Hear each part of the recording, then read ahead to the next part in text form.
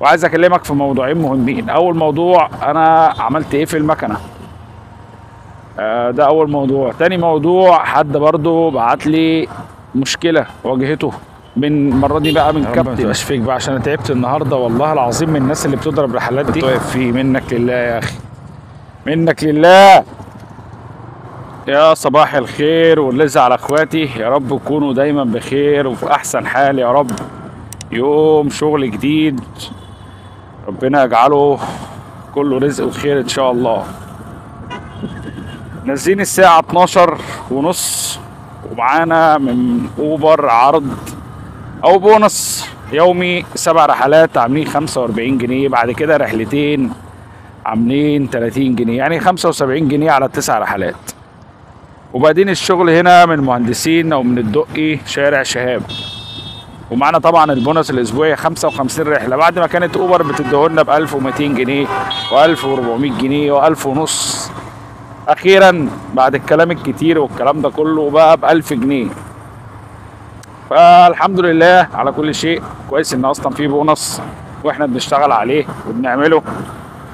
وطبعا اخبار اندرايف اتشالت خلاص، ال1% عموله اتشالت خلاص، كان اخرها شهر 11. ودي انا بالنسبه لي دي ما بتدينيش زيرو عموله ولا 5% عموله، ده عن اخر مره بصيت عليها من يومين. معرفش بقى في جديد ضافوا لنا مثلا، تعال نبص كده مع بعض، ضافوا لنا مثلا زيرو عموله ولا 5% عموله. مفيش اي حاجه، بص مفيش اي حاجه.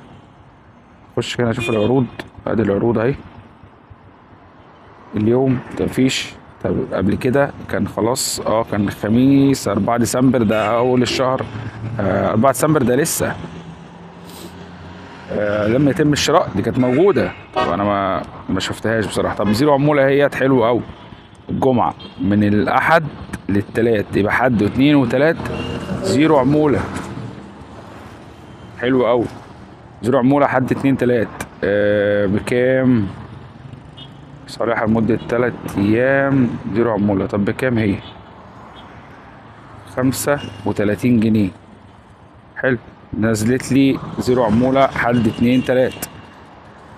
بس المشكلة إن هي بنزلاهم يعني في أيام أنا ببقى شغال فيها على البونص بتاع أوبر. يعني مثلا لو جت نزلتهم جمعة وسبت وحد، أنا ما ببقاش شغال جمعة وسبت وحد، لكن هي قطع لي الأسبوع بتاع أوبر اللي هو حد واثنين وتلات، يعني واخدة لي يوم الحد بس، واليوم الاثنين ببتدي البونص اللي هو البونص الكبير اللي انا بشتغل عليه كل اسبوع.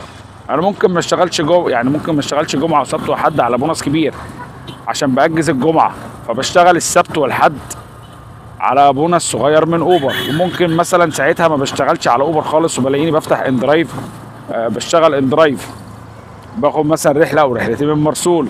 ده ساعات بعمل كده كتير يعني لما بكونش ما بشتغلش الجمعه. لكن لو نزلت اشتغلت الجمعه خلاص يبقى هشتغل جمعه وسبت وحد، يبقى كده تعرف ان انا اشتغلت جمعه وسبت وحد، يبقى اوبر مداني بونص كبير مثلا ب 1800 جنيه او 2000 جنيه، وهي ما بقتش تعمل كده خلاص دلوقتي يعني، بما ان الشتاء دخل والشغل قل. يعني بص احنا ماشيين بقى لنا قد ايه بنتكلم ومفيش رحلات جت، بس ان شاء الله معانا النهارده 20 رحله فهنعملهم ان شاء الله باذن الله على خير. وعايز اكلمك في موضوعين مهمين. اول موضوع، انا عملت ايه في المكنه، ده اول موضوع. تاني موضوع، حد برضو بعت لي مشكله واجهته من المره دي بقى من كابتن. فهنشوف بس كده، نبتدي ناخد اول رحله مع بعض. انا خدت رحله من البيت لغايه هنا، ومن ساعه ما جيت هنا مفيش حاجه جت، فربنا هيكرم ان شاء الله.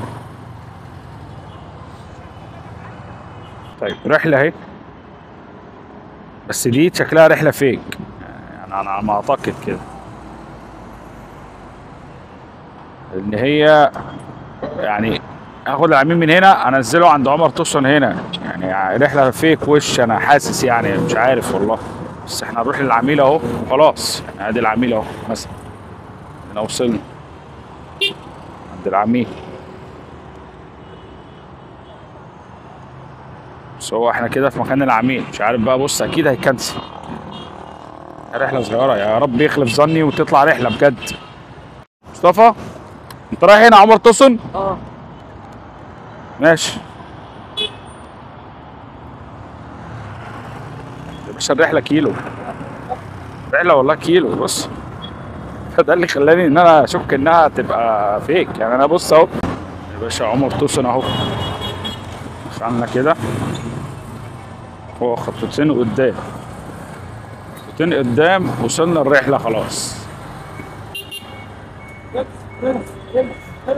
ماشي يا عم، زيح وانزل يا عم.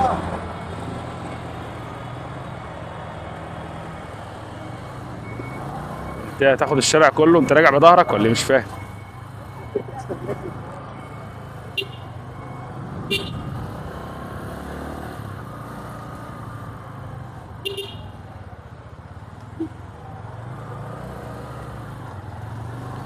الكباتن من كتر ما بتعمل رحلات فيك، انا بقيت اي رحله كيلو ولا كيلو ونص دي افتكرها رحله مش حقيقيه يعني.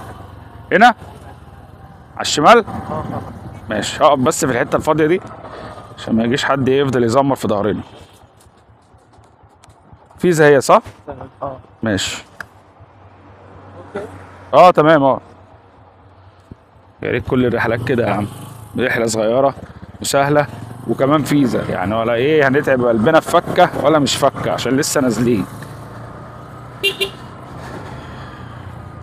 جيت انا يا باشا يوم الاثنين عملت 25 رحله، بس اشتغلت وقت كبير جدا يعني. انا اشتغلت يوم الاثنين دوت، قطعت تقطيعه عشان استفيد بالبونص بتاع اليومي اللي هو من الساعه 7 الصبح لغايه الساعه 10، ده عملته تمام.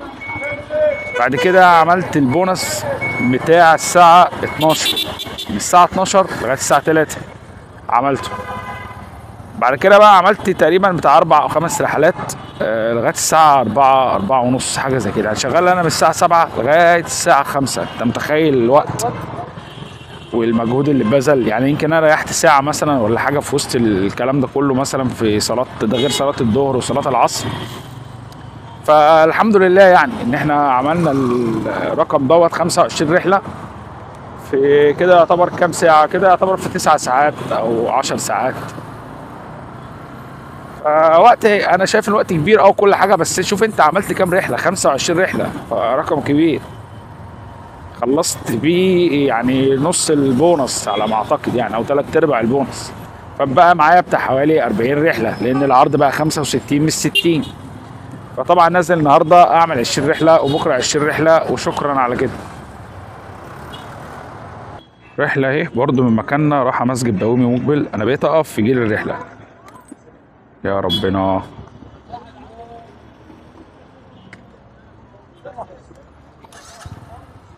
ده العميل واقف هنا اهو، انا العميل واقف في مكاننا.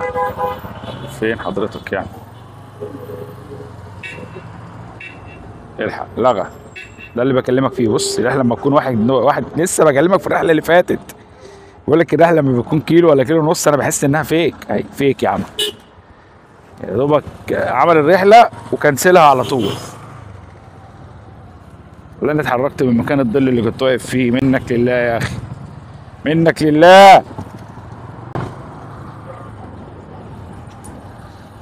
عارف الجو يعني ولا منه حر ولا منه برد، مش عارف اتقل الجو يحرر، اخفف الجو يبرد.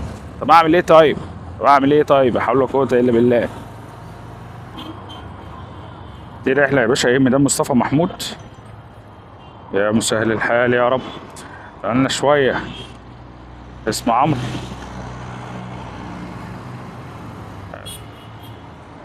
السلام عليكم. اسمه عمرو صح؟ اتفضل يا باشا.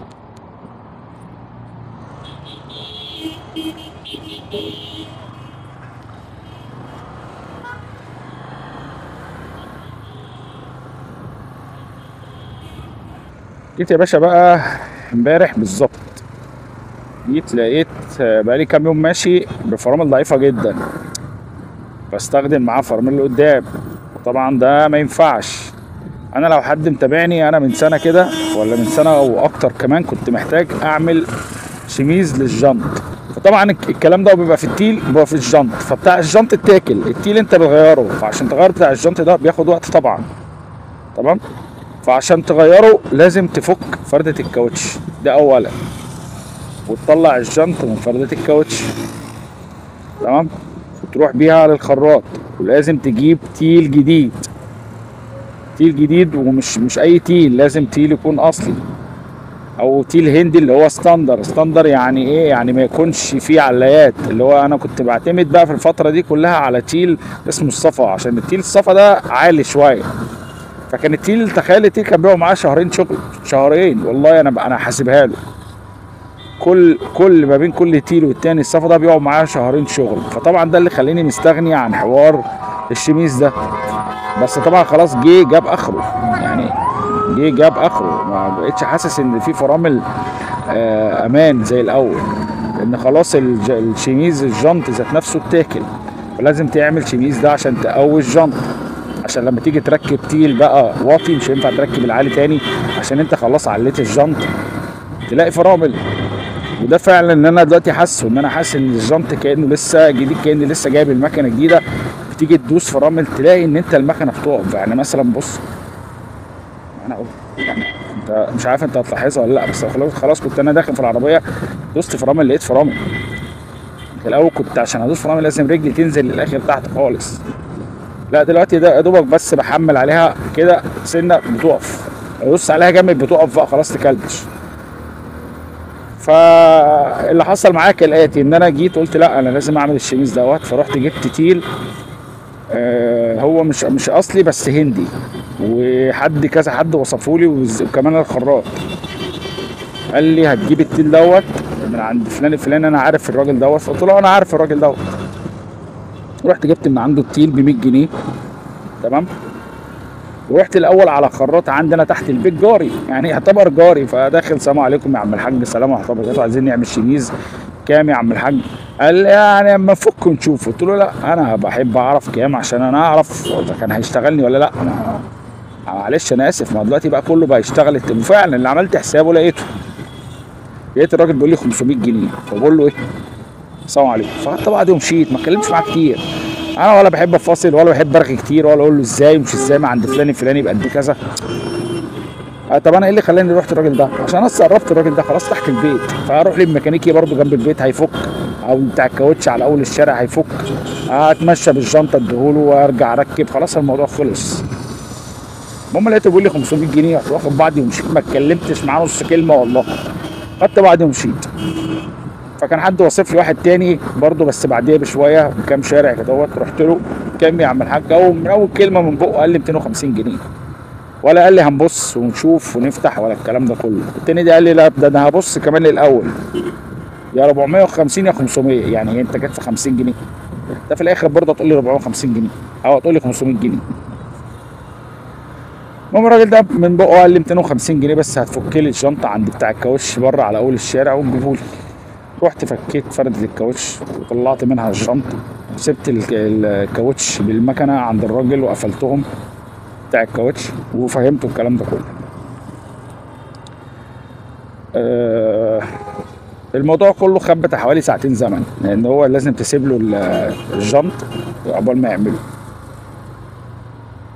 فسبت له الجنط يا باشا، وبعد ساعتين جيت لقيته عمله كام يا عم؟ 250 جنيه. رديت الراجل اللي عمل الصنايعي اللي عمل اشتغل في الجنط مع 250 جنيه وشكرا، وانا مرضي والراجل مرضي و100 فل 14. ليه الاستغلال بقى وتقول لي 500 جنيه؟ فلما تاخد انت 500 جنيه تبقى سهله؟ طب ما تكسب يا عم. يعني هو الراجل ده كده خسر لما عمله 250 جنيه؟ اكيد لا، اكيد ما خسرش والله، كسبان برضه. فمعلش طولت عليكم في القصه دي، بس كان الموضوع ده مضايقني قوي، ان الناس بقت تستغل بعضها. انا يعني انا عن نفسي لما عرفت مكان راجل زي ده هقول لك عليه وما عنديش اي مشكله، وهسيب لك كمان عنوانه وروح له يا عم الله يسهله والله. ولا قلت له ولا عدت له ولا قلت له انا هجيب لك حد ولا الكلام ده كله. وكنت ممكن اعرض عليه يا عم انا هعمل لك اعلان والحكايه، الراجل كان ممكن يخفض لي، بس ليه يا عم؟ هي سهله 250 جنيه مش حاجه يعني. خد يا عم الله يرزقك، انت افضل من التاني.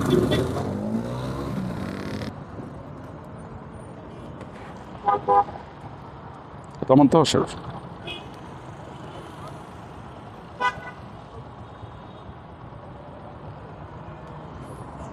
استنى طب اديك 2 جنيه فكه فكه. تسلم تسلم يعني. رحلة الهدى النبوي امبابة. تعالى يا باشا طريق جمال عبد الناصر ده بره. جمال عبد الناصر يبقى كده ده بره ده.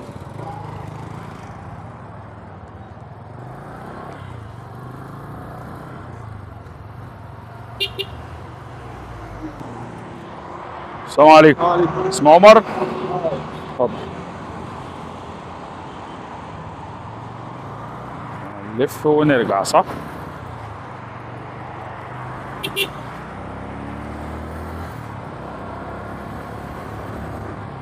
رحلة 2 كيلو.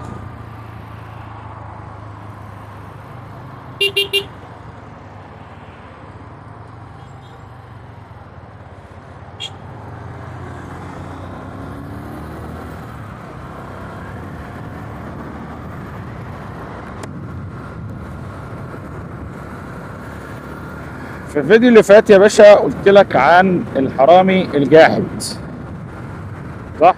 قلت لك الحرامي بص عمل ايه في الراجل، يعني وقف مع الراجل وداه المستشفى، شايف الراجل رجليه عماله تجيب في دم ومش عارف ايه يقوم الراجل عامل ايه الحرامي الجاحد، وانا متعمد اقول عليه جاحد وما عندوش قلب وما عندوش شر رحمه، وان شاء الله باذن الله هتترد له.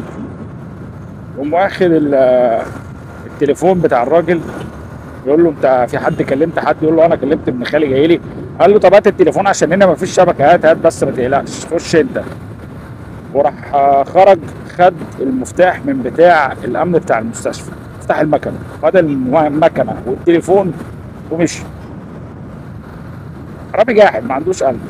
المره دي بقى الكابتن بعت لي حد على الصفحه يقول لي يا باشا انا طلبت مشوار، ف جالي كابتن فيعني استسمحت فيه خير، قلت له هتوصل البوكس دوت، عندك مشكله؟ قال لي لا ما عنديش مشكله. تمام.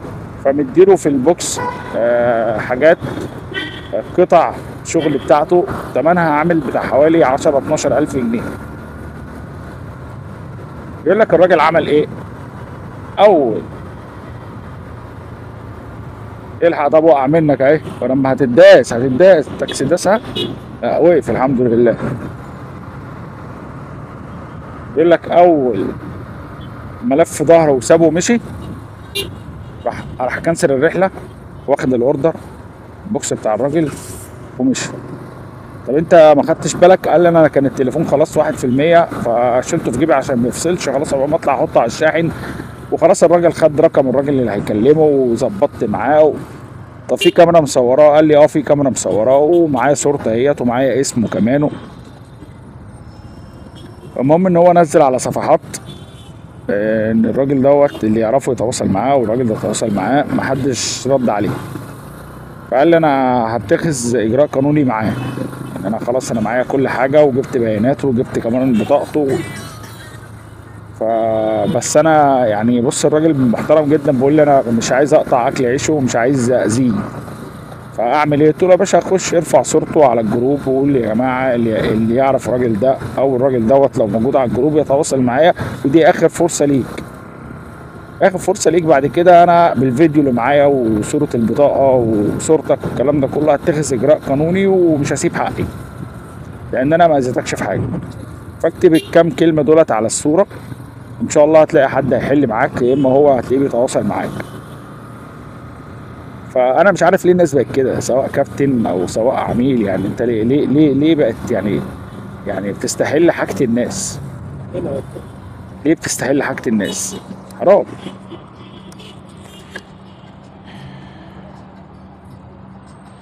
باشا 36 عندك رصيد مستحق 18 جنيه قبل كده. شكرا.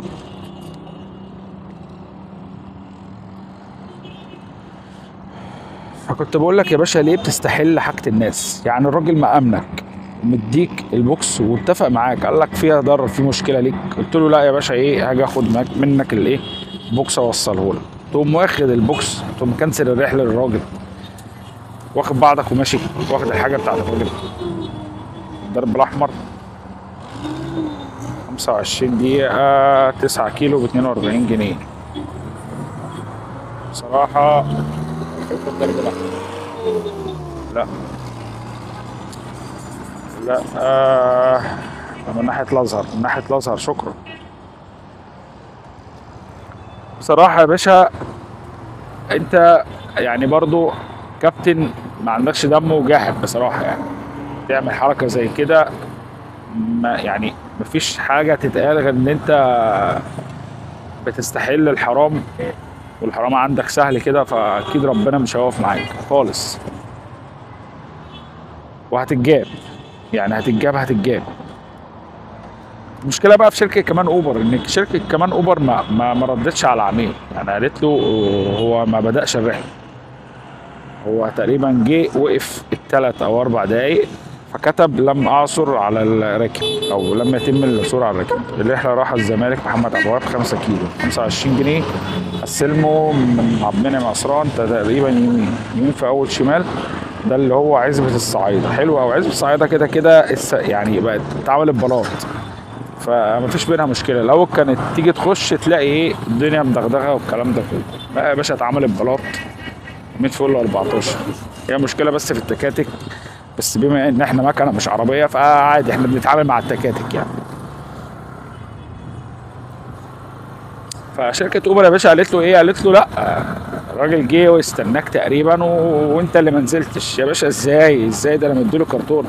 فطبعا الراجل العميل ده عليه لوم ان انت مش طالب خدمه شحن، فبالتالي الشركه واضح عندها ان انت عميل هتركب. فلما تيجي تقول لي انا هديله، هقول لك لا، انت بتديله ليه؟ انت طالب خدمه توصيل افراد مش خدمه شحن. دي النقطه اللي احنا بنتكلم فيها، ان انت كعميل طالب توصيل فرد يا باشا يبقى توصل فرد، لان هتيجي تصادف معاك في كابتن زي كده انت اللي هتزعل وانت اللي هتترازم.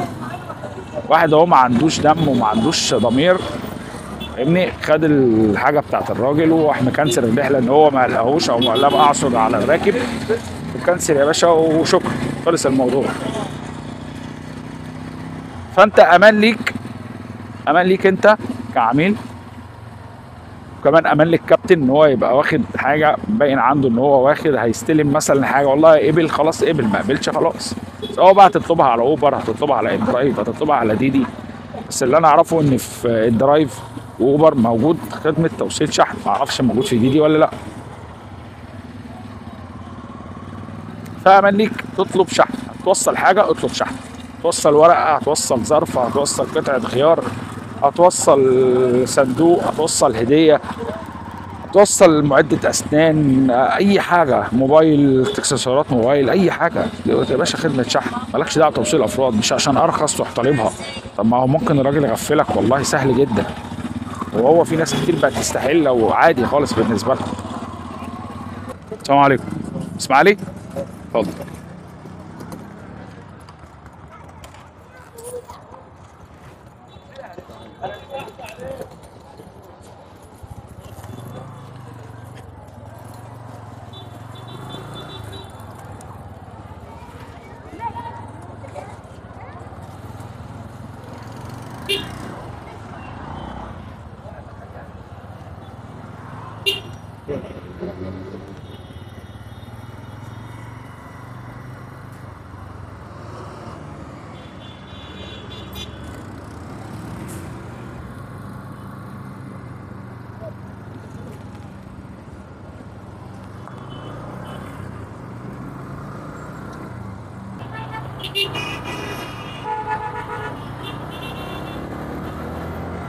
اقول لك بقى على فكره حلوه احسن من وجع القلب ده كله.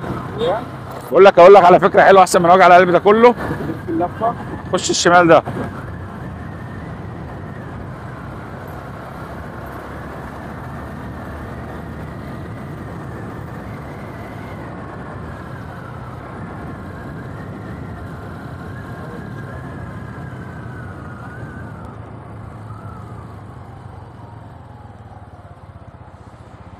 هنا كده.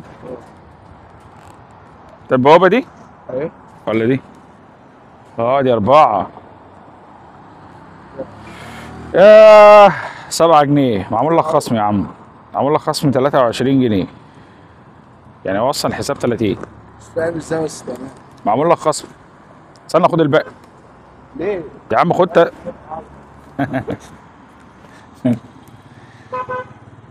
3 جنيه بحاله. انا لاش احنا فيه، احنا هينزل لنا من ال 30 جنيه دول كام؟ هينزل لنا كام؟ هيظهر دلوقتي. نطلع على فين بقى دلوقتي عشان الدنيا زحمه في الزمالك؟ نطلع على فين؟ نزل لنا 25 جنيه. رحلة ايه حقيقي العجوزة لبنان. السلام عليكم. اسمه أسامة صح؟ ايوه. اتفضل. على الله.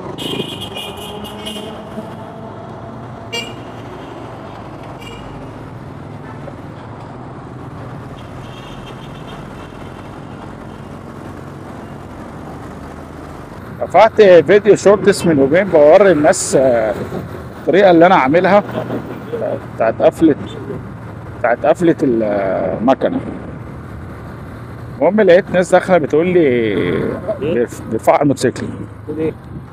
المهم لقيت ناس بتقول لي بيرفعها يا باشا على تروسيكل. طب ايه الحل؟ هنجنزرها في عمود نور مثلا ولا في اي حاجة؟ برضو الجنزير بيتقص. هتقفل الديسك لو عندك مثلا الديسك بتاع الباكم ده. طب ما بيقول لك برضه بيرفعها. يعني انا اعملها كده. ما فيش غير بقى حل واحد اللي انا زي ما انا بعمل، اللي هو ايه، اللي هو انا بقفلها برضه بس بسيبها قصاد كشك، بسيبها جنب محل مكواجي، اي محل فاتح بعد اذنك انا داخل اصلي، فتمام تمام. بواب مثلا لو طلع تطلع حاجه وانت برضه قافلها، فاهم؟ عشان لو مثلا البواب مثلا راح كده ولا كده، طب انت عامل اللي عليك وقافلها. وفي نفس الوقت والله يعني انا سبب من ضمن الاسباب الكتير اللي خلتني ما اشتغلش دليفري ان انا اسيب المكنه واطلع انزل ما الاقيهاش. دي فيها وجع قلب يعني، ربنا ما يكتبها على حد خالص خالص. بس انا شغل النقل الذكي مريحني في ان انا يعني من ضمن الحاجات، مش دي بس يعني من ضمن الحاجات ان انا ما بنزلش من على مكانتي، فاهم؟ بتركب، بتلاقي عميل ورا عميل كده يعني. الدنيا لو ماشيه فيها شغل هتبص تلاقي نفسك انجزت الشغل بتاع المطاعم اللي هو بيخلص في 9 ساعات، انت ممكن تنجزه في 5 6 ساعات، فاهم؟ دي حاجه. تاني حاجه ان انت ممكن كمان لو انت مثلا موظف او حاجه ساعتين 3 ساعتين زمان. انا الفيديو اللي فات كنت عامل لك ساعتين بالظبط ولا 3 ساعات، اشتغلتهم والحمد لله ربنا رضاني فيهم وخدت بعضي وروحت، لان انا ما كنتش نازل على شغل يعني. اللي هو مثلا كان ورايا مشوار، كان ورايا شغل مثلا الصبح كده يعني ساعتين بس. فكله بيتراضى يعني ان شاء الله باذن الله.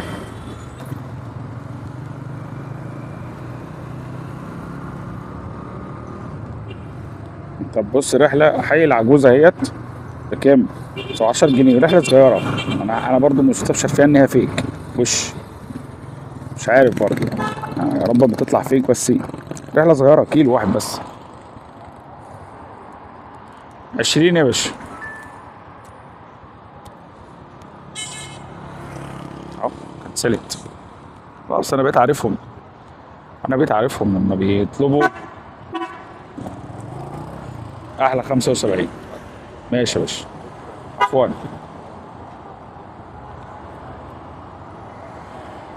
يا عم انا هديك 25. ماشي يا عم، خد 75. هتعمل ايه تاني يا بتوع الرحلات الفيك؟ حرام عليكم، عايزين نكمل البونص على خير والله. رحلة ايه؟ مصر القديمة. تعال. عبد الوهاب، شارع المانيا اليمين. يا رب ما تبقاش فيك بقى، عشان انا تعبت النهارده والله العظيم من الناس اللي بتضرب الرحلات دي. سلام عليكم. عبد الوهاب. نعم. 3 4 1 3. 3 4 1 3. يلا بينا. خد كده.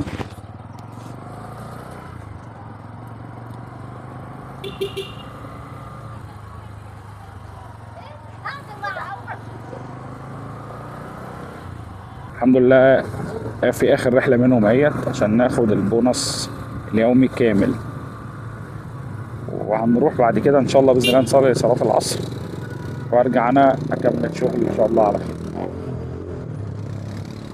فعايز اقول لك كلمتين في اخر الفيديو او في اخر الرحله ديت، ان انت لو كابتن فتقي ربنا واتقي الله في نفسك وفي العملاء في حياتك كلها يعني، عشان تعرف ترتاح وتعيش مرتاح البال، وربنا يقف معاك في اي مشكله تحصل لك.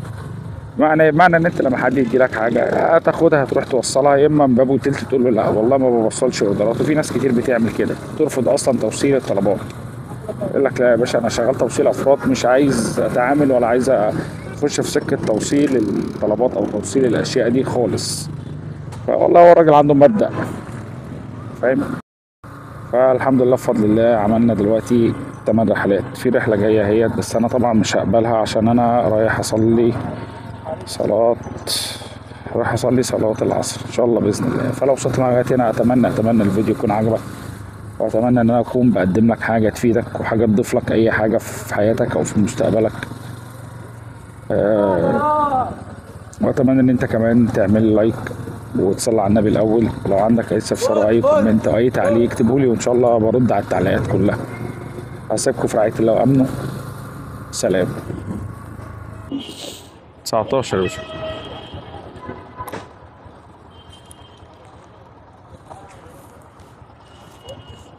ماشي يا فندم.